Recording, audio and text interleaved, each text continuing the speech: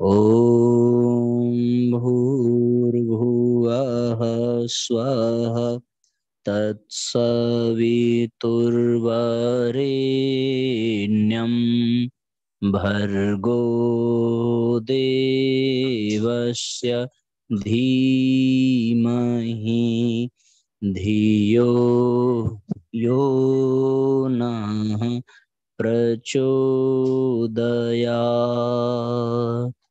ॐ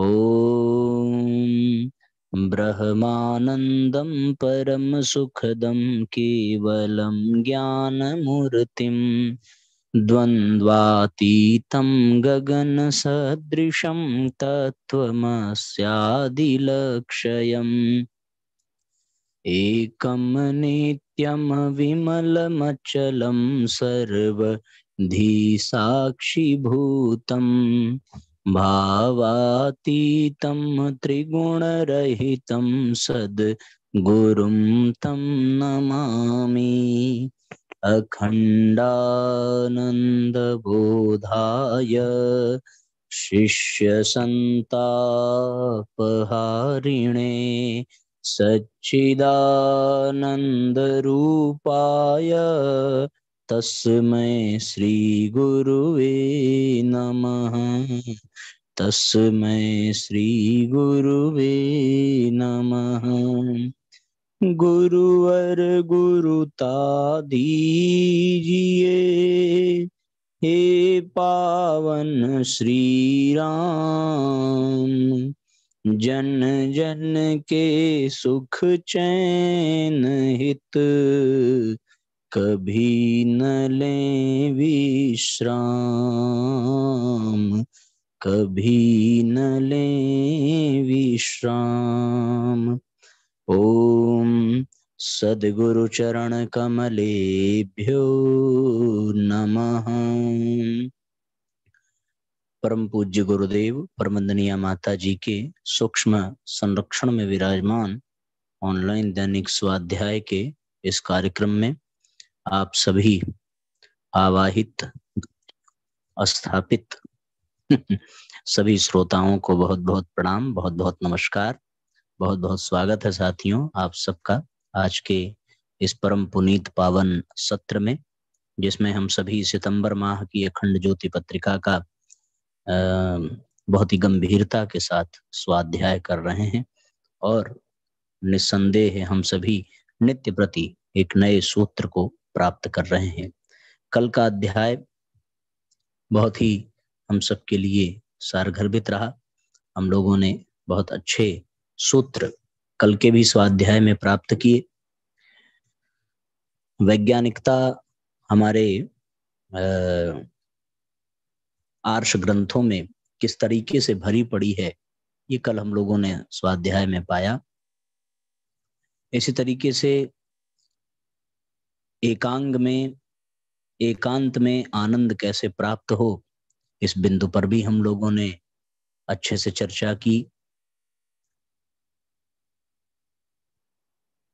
आइए आज एक नए अध्याय की ओर हम लोग चलें और नए सूत्र प्राप्त करें। शीघ्रता पूर्वक जल्दी से जल्दी शेयर कर दीजिए।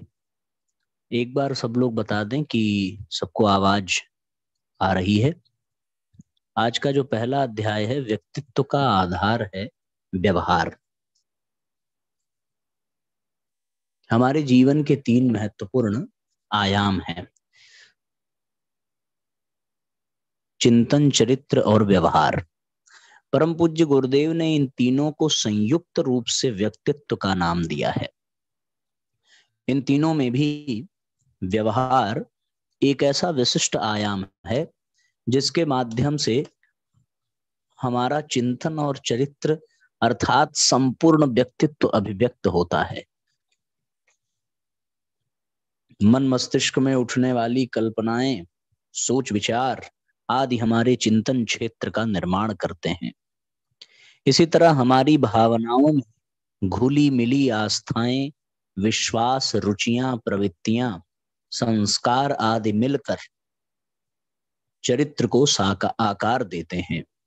परंतु इन दोनों की बाह्य जगत में अभिव्यक्ति का आधार हमारा व्यवहार ही है।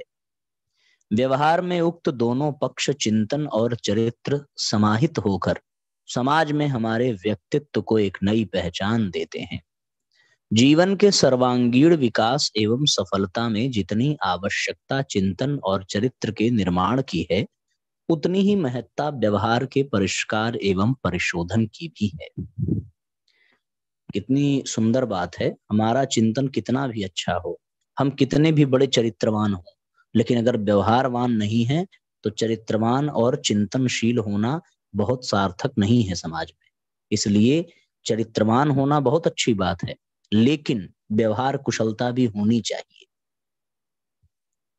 व्यवहार में कुशलता, सरलता, शालीनता और पवित्रता को सामाजिक दृष्टि से एक उच्च स्तरीय जीवन मूल्य तथा आध्यात्मिक दृष्टि से समस्त साधनाओं का मूल आधार माना गया है।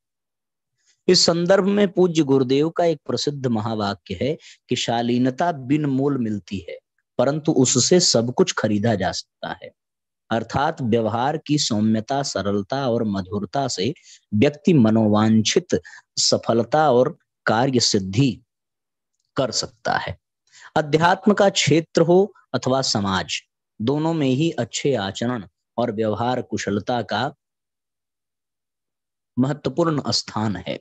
यद्यपि तात्विक दृष्टि से यह आवश्यक है कि अध्यात्म क्षेत्र में व्यक्ति के संस्कार प्रमुख होते हैं और समाज में व्यक्ति के व्यवहार को ही प्रधानता दी जाती है। अध्यात्म संस्कार देखता है और समाज व्यवहार, तथापि संस्कार और व्यवहार में गहन अंतर संबंध होता है। अच्छे संस्कारों, अच्छा ये सूत्र कितने अच्छे हैं, इसको जरा सा हम लोग बहुत ध्यान से सुने और समझेंगे कि अध्यात्म क्षेत्र हो अथवा समाज क्षेत्र, दोनों में ही अच्छे आचरण और व्यवहार कुशलता का महत्वपूर्ण स्थान है।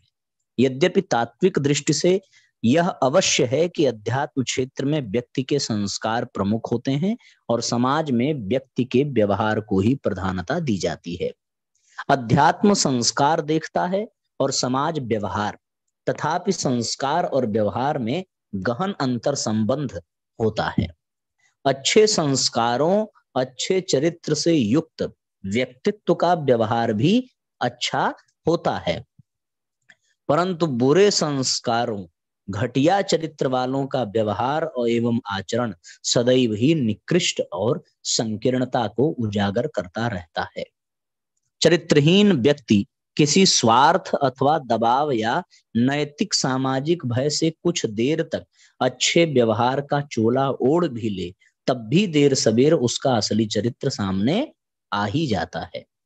अतः आवश्यक है कि अपने भीतर के अच्छे आचरण और व्यवहार कुशलता की आकांक्षा की पूर्ति व्यक्तित्व में अच्छे संस्कारों और चरित्र को आधार बनाकर निर्धारित की जाए। आंतरिक व्यक्तित्व में उत्कृष्टता और सरलता आने पर व्यवहार स्वतः ही परिष्कृत और मधुर होता चला जाता है। हमारा व्यवहार ही समाज में हमारे जीवन व व्यक्तित्व को एक विशिष्ट पहचान देता है। व्यवहार की विशेषताएं ही हमें औरों से अलग और विशिष्ट बनाती हैं तथा सफलता और असफलता का कारण बनती हैं। यही कारण है कि संसार में जब भी, जहां भी किसी सभ्यता और संस्कृति ने जीवन पद्धति का निर्माण किया, तो मानवीय व्यवहार को उसका सबसे प्रमुख अंग माना। व्यवहार के नियंत्रण, प्रबंधन, कुशलता और विकास के जीवन सूत्र विश्व के सभी महान संस्कृतियों में बिखरे पड़े हैं। पश्चिमी जगत का तो समूचा नैतिकता का क्षेत्र और जीवन की मनोवैज्ञानिक व्याख्याएं मानवीय आचरण एवं व्यवहार की पृष्ठभूमि पर ही खड़े हैं। हमारे यहाँ तो प्राचीन काल से ही शुद्ध, सरल और मधुर व्यवहार की कसौटी जीवन निर्माण के प्राथमिक अनिवार्यता रही है। भारतीय शास्त्रों एवं जीवन पद्धतियों, भारतीय शास्त्रों एवं जीवन सिद्धांतों में स्थान स्थान पर मानवीय आचरण के परिष्कार एवं विकास के सूत्र, विकास के जीवन सूत्र मौजूद हैं। उल्लेखनीय है कि विश्व में प्राचीनतम ग्रंथ वेदों में हमारे ऋषियों ने आत्मविद्या, ब्रह्म विद्या के साथ साथ मधु विद्या को भी महत्वपूर्ण माना है। मधु विद्या का सीधा संबंध व्यवहार, मधुर व्यवहार एवं आचरण से है। वेदों में मधुरता की विद्या के रूप में इसकी प्रतिष्ठा है। इस विद्या का सार है स्वयं में मधुर बनना और दूसरों में मधुरता फैलाना। मंत्रों में यह उपदेश है कि प्रकृति के सभी तत्व मधुरता प्रदान करते हैं और जीवन में मधुरता देते हैं। उनमें कहीं राग, द्वेष या घृणा नहीं है। व्यक्ति, समाज एवं राष्ट्र सभी प्रेम, सुख और शांति चाहते हैं। सुख और शांति का सबसे सरल उपाय है जीवन में राग, द्वेष, हिंसा, क्रूरता, स्वार्थ, अहमता आदि का परित्याग कर माधुर्य लाना। व्यवहार की मधुरता से प्रेम, मित्रता, सहानुभूति और आत्मीयता जैसे उच्च स्तरीय व्यक्तित्व के गुण जागृत और विकसित होते हैं। ऐसे दिव्य गुणों की प्राप्ति और समाज में इनका प्रचार प्रसार ही मधु विद्या का मर्म है। परंतु यहाँ इस सत्य सिद्धांत को भी आत्मसात करना जरूरी है कि मधु विद्या की प्राप्ति तभी संभव है जब व्यक्ति चरित्रवान और सात्विक संस्कारों से युक्त है। ऋषियों ने सदाचार, सत्यनिष्ठा और सात्विकता जैसे गुणों को ही मधु विद्या का आधार कहा है। मधुवाता रितायते, रितायते अर्थात सत्यनिष्ठा, पवित्रता, सुचिता, यह मधु विद्या की प्राप्ति की पहली शर्त है। वेद मंत्रों में कहा गया है कि सत्यनिष्ठा और आचरण निष्ठा व्यक्ति के लिए वायु मधुर बहती है, समुद्र मधुरता प्रदान करते हैं, सभी वृक्ष वनस्पतियां मधुर फल प्रदान करते हैं, आकाश भी उनके लिए पिता तुल्य मधुरता की वर्षा करता है। मधुद्यौ रस्तु नः पिता, ऐसे व्यक्ति पर समस्त ग्रह, नक्षत्र और देवता गण भी कृपा दृष्टि रखते हैं। वह उसे जीवन में निरंतर सुख शांति प्रदान करते रहते हैं। अथर्ववेद का एक सूक्त ही मधु विद्या के अनेकों रूप प्रस्तुत करता है। मधु विद्या सूक्त अथर्ववेद 1/34/1/5 के 5 मंत्रों में जो उपदेश समाहित है वे हमारे मानवीय आचरण और व्यवहार को परिष्कृत बनाने वाले अनुपम जीवन सूत्रों की रूप में विद्यमान है। सूक्त का पहला उपदेश है ईख, गन्ना में जन्म सिद्ध माधुर्य है, वह मधुरता की इच्छा वाला इसे बोता और काटता है। ईख के कण कण में मधुरता है। इसी तरह अपने जीवन को हमें भी मधुरता युक्त बनाना चाहिए। इस उपदेश का तात्पर्य है कि इस संसार में मधुरता और कटुता दोनों व्याप्त है। हमें मधुरता की इच्छा करनी चाहिए क्योंकि मनुष्य दोनों में से किसी एक का चयन करने को स्वतंत्र है। अतः मधुरता का चयन ही सर्व विद्या हितकारी है।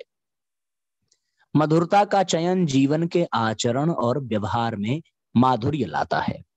यह मधुरता का व्यवहार व्यक्तिगत जीवन और समाज में सामंजस्य, सद्भाव, प्रेम, सहानुभूति और स्नेह उत्पन्न कर जीवन में सुख, शांति और प्रसन्नता प्रदान करता है।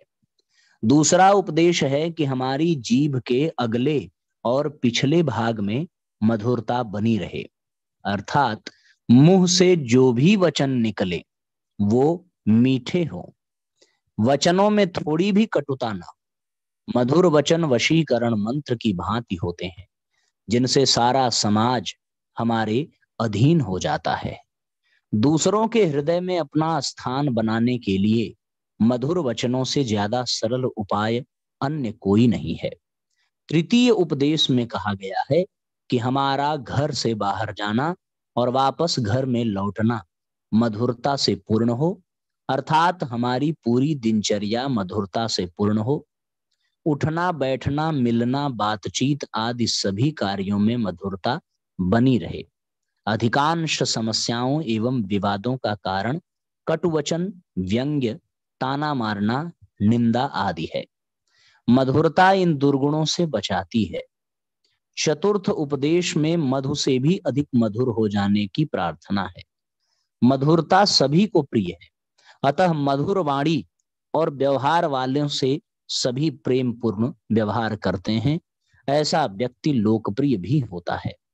पंचम उपदेश है कि अपने चारों ओर मधुरता को फैलाना।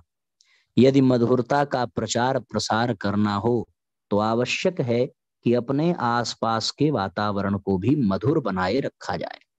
ऐसा करने से जो भी संपर्क में आता है वह अपनी कटुता और दुर्गुणों को त्यागने पर विवश हो जाता है तथा उसके अपने जीवन में भी मधुरता का संचार होने लगता है। मधु विद्या के सूत्र मंत्रों का सारांश यह है कि मनुष्य को प्रकृति से मधुर व्यवहार, लोक कल्याण और सौम्यता की शिक्षा एवं प्रेरणा ग्रहण करनी चाहिए। हमारे मन, वचन, कर्म और व्यवहार में मधुरता होनी चाहिए। व्यक्ति को जहां से भी, जैसे भी मधुरता की शिक्षा मिले उसे ग्रहण कर परिवार, समाज एवं राष्ट्र में मधुरता का प्रसार अवश्य करना चाहिए। यदि व्यक्ति मधुर व्यवहार से युक्त हो तो उसे समाज में स्नेह, आत्मीयता के साथ साथ शौर्य, पराक्रम, ओजस्विता और वर्चस्विता जैसी उपलब्धियां भी सहज प्राप्त हो जाती हैं। व्यक्तित्व में मधुरता का आकर्षण सर्वोपरि है। ऐसा व्यक्ति जहां भी रहता है वहां निरंतर सद्भावना, प्रेम और सहानुभूति का संचार होने लगता है। उक्त प्राचीनतम विद्या की आवश्यकता हर किसी को है, लेकिन जो सच्चे अर्थों में मधु विद्या के अधिकारी बनना चाहते हैं तो उसकी शुरुआत होती है मीठे वचनों से। मानवीय व्यवहार में मधुर भाषा, मीठे शब्दों, वचनों की महत्वपूर्ण भूमिका है। मधुर वाणी के प्रभाव से बिगड़े काम बन जाते हैं, टूटे संबंध जुड़ जाते हैं, रूठे लोग मान जाते हैं। कई बार बड़ी बड़ी सफलताओं, उपलब्धियों के पीछे मधुर वाणी एवं विनम्र व्यवहार की महत्वपूर्ण भूमिका होती है। ऐसा कहा भी गया, ऐसी वाणी बोलिए मन का आपा खोए, औरन को शीतल करें आपहु शीतल हो।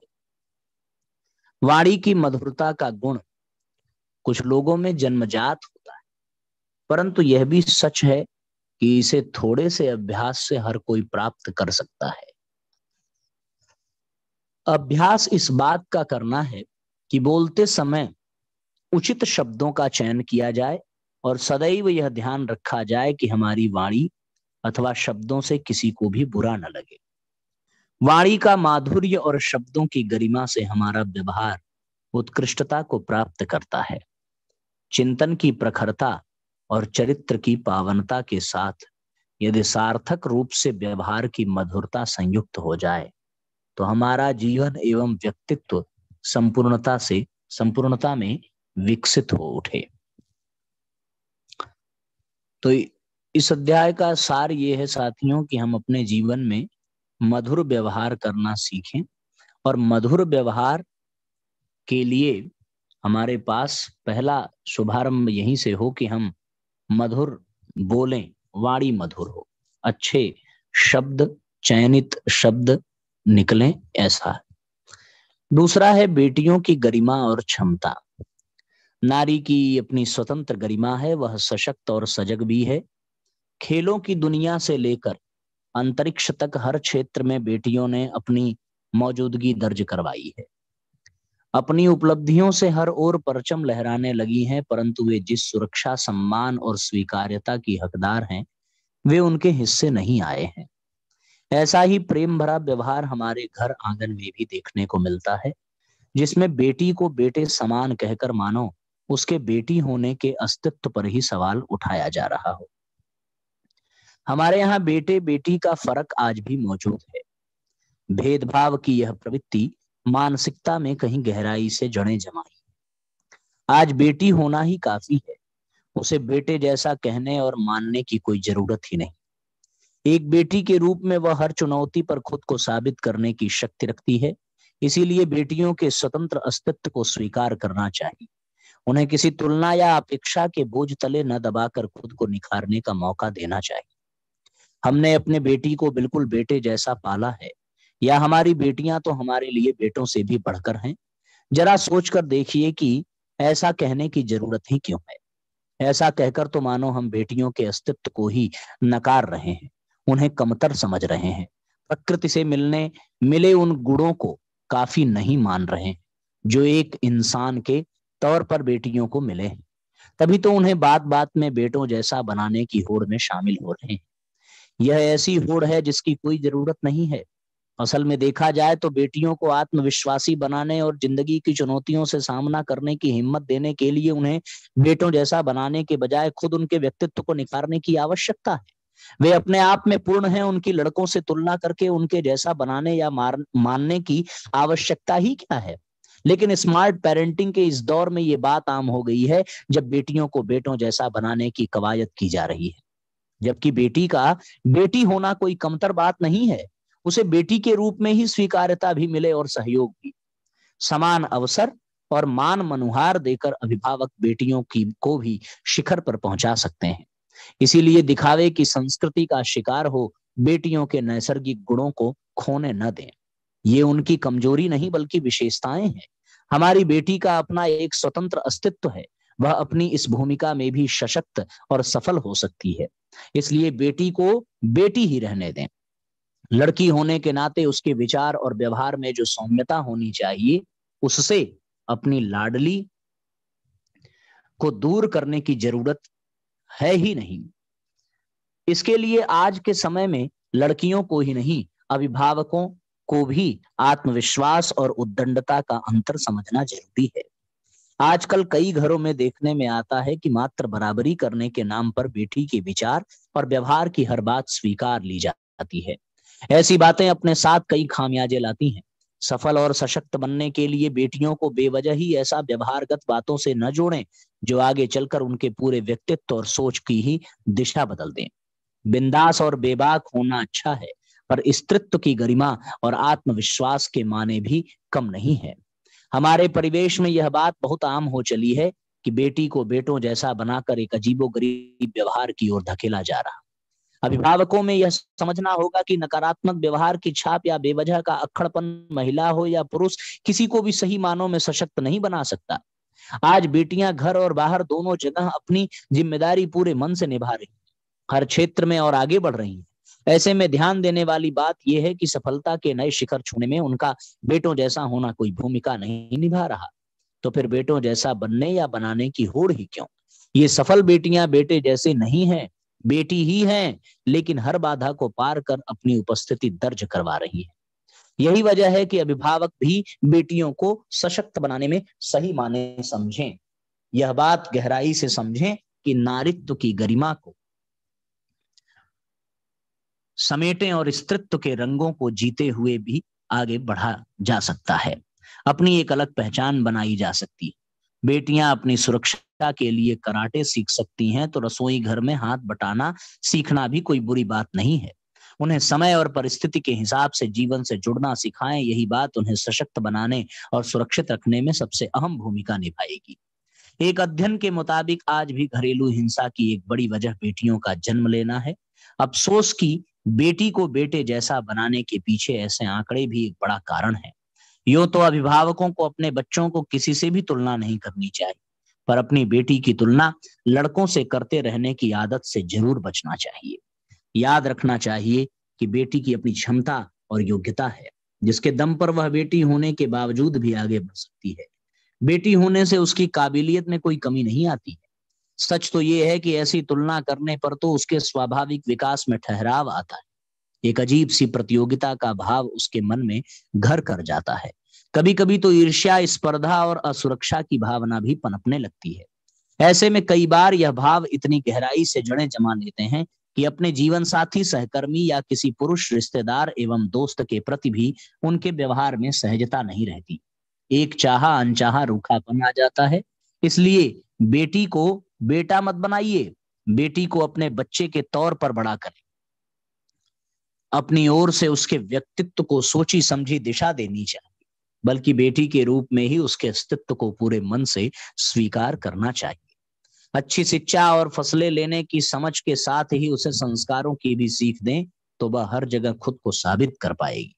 प्रकृति ने महिलाओं को ऐसे कई गुण दिए हैं जो उन्हें संपूर्ण बनाते हैं। बराबरी के फेर में इन प्रकृति प्रदत्त गुणों को छोड़ना किसी भी तरह से सही नहीं कहा जा सकता। इन्हें सहेजते हुए भी अपनी एक पहचान बनाई जा सकती है। इसीलिए उन्हें बेटा कहने के बजाय आत्मनिर्भर बनाना चाहिए और स्वतंत्र रूप से निर्णय लेने की सुदृढ़ सोच की सौगात देनी चाहिए। संवेदना एवं समझदारी के संग बेटियों का लालन पालन करना चाहिए। मई 1958 की एक सर्द सुबह की घटना है। गेरुआ वस्त्र धारण किए हुए एक जर्मन महिला संत विनोबा से मिलने पहुंची। वह संत विनोबा से बोली, आप यदि एकांत साधना करते तो आपको इसी जन्म में ईश्वर साक्षात्कार हो जाता, फिर आपने समाज सेवा का पथ क्यों अपनाया? संत विनोबा ने उत्तर दिया, बहन, आज की परिस्थितियों को देखकर क्या आप नहीं समझती कि लोग धर्म के नाम पर मंदिर मस्जिदों में उपासना की दुहाई देकर लोगों को गुमराह कर रहे हैं? उन्होंने उससे आगे कहा, भगवान की आराधना उपासना स्थलों तक ही सीमित क्यों रहे? मनुष्य परमात्मा का वरिष्ठ राजकुमार है और आज जब वह पतित और धर्मच्युत होने लगा है तो उसके पुत्रों को सही राह दिखाने से बढ़कर धर्म का कार्य और क्या हो सकता है? संत विनोबा का कथन उस सन्यासिनी की समझ में आ गया। उसने अपने गेरुआ वस्त्र का त्याग किया और संत विनोबा के साथ समाज सेवा के क्षेत्र में कूद पड़ी तथा आजीवन मुंबई की गंदी बस्तियों तथा आसपास के गांवों में समाज सुधार का कार्य करती रही। अपने देश को त्याग कर भारत में साधनात्मक जीवन बिताने के लिए आने वाली उस जर्मन महिला का नाम ल्यूसियन था, जिसका नाम बदलकर बाद में विनोबा जी ने हेमा बहन रख दिया था। आज समाज को ऐसे ही जागरूक महिलाओं की आवश्यकता है।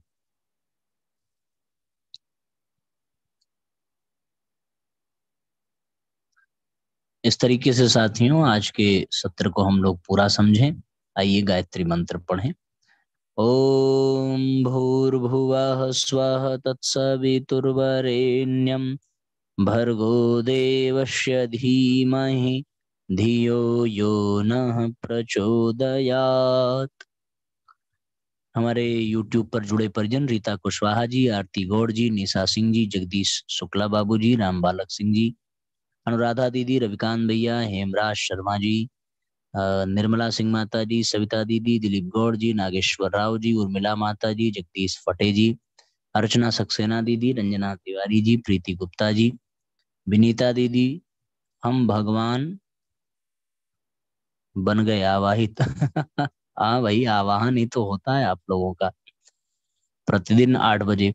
विनोद तिवारी अंकल जी, चंद्रकला दीदी, उषा त्रिपाठी माता जी, मीनू दीदी, ब्रजेंद्र मिश्रा जी, बलदान चारण जी भाई साहब, नीलम माता जी, सुषमा दीदी, लालमणि सिंह माता जी, संजय कृष्ण जी, सुनीता नेगी जी, माया राठौर जी, निशा राय जी, सबको प्रणाम। तुलसी पन मीठे वचन से सुख उपजे ही चहु और वशीकरण एक मंत्र है तजदे वचन कठोर। प्रीति पांड्या जी, उर्मिला माता जी, प्रेम से मधुर व्यवहार संभव है। चलिए, बहुत सुंदर। सबको प्रणाम, सबको नमस्कार। आज के सत्र को करते हैं विराम। कल ठीक 8 बजे